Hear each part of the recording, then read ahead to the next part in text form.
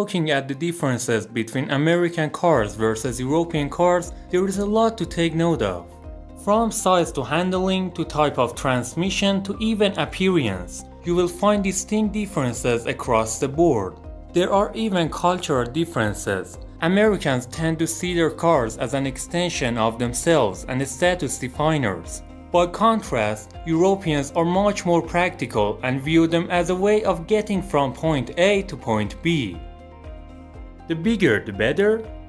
Everyone knows that the American cars are huge. In fact, everything in the United States is bigger. From the portions in restaurants to the size of houses, people in the United States are living large. There simply isn't as much space in European cities, and the automobiles you see are a reflection of that. From parking to a street size, everything is limited. That's because many cities in Europe developed at a time before modern urban planning existed. Anyone who's roamed the winding streets of Rome, Paris or Paraguay knows that creating a grid of large, spacious boulevards was the last thing on anyone's mind. Cities in North America, on the other hand, are all pretty new, at least by European standards. The streets are wider, the roads and highways are larger, and many people need a vehicle to get around. This is why when hiring a car in a foreign country, you should always check the different car rental sites available and make sure you understand what the industry jargon indicates. Built to last. Mercedes-Benz and other German automakers are known for high-quality vehicles that are more expensive. Common knowledge says that you'll pay more upfront, but over the car's lifetime you'll take fewer trips to the mechanic. They also tend to run longer overall.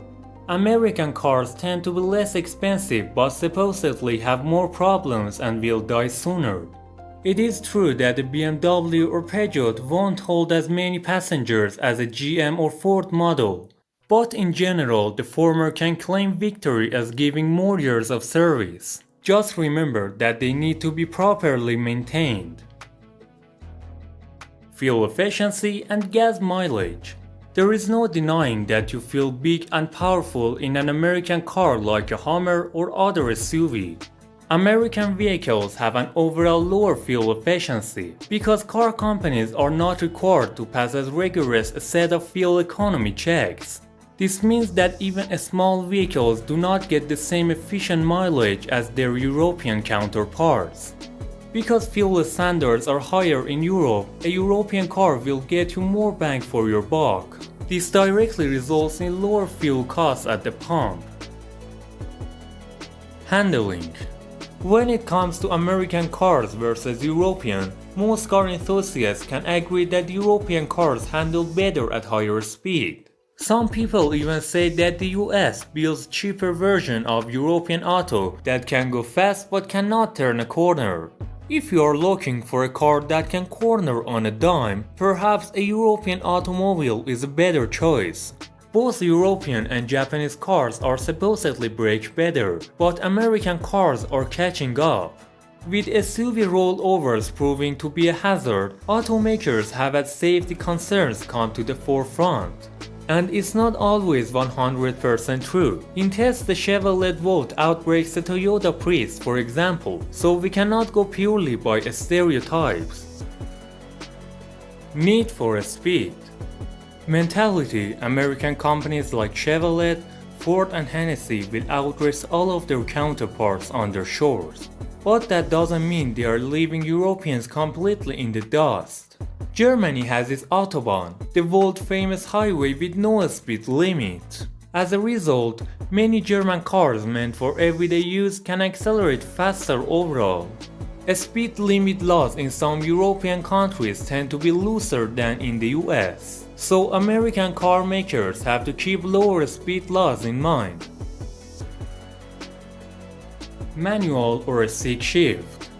Whether you're driving a minivan or an SUV, this is one of the big differences and one that will most affect you when you drive cars in Europe. If you don't know how to drive a stick shift, you're basically dead in the water. You'll find some European cars with an automatic transmission, but they are a special request and are the exception rather than the rule.